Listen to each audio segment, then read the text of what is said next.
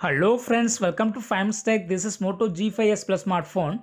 In this video, we'll learn how you can take a slow motion video in Moto G5s Plus smartphone. First of all, open camera in your phone Moto G5s Plus and click on this video symbol.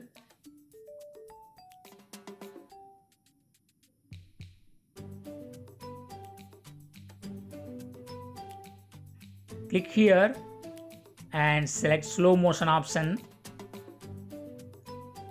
Now record a video.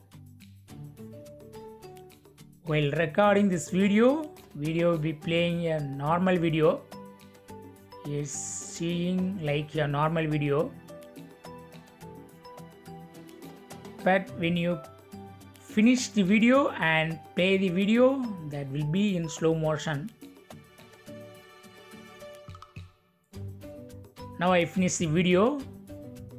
Video is saved and click on it. Click play button.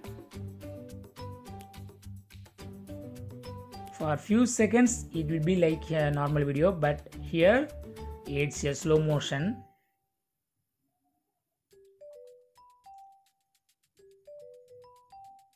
See here, video is playing in slow motion.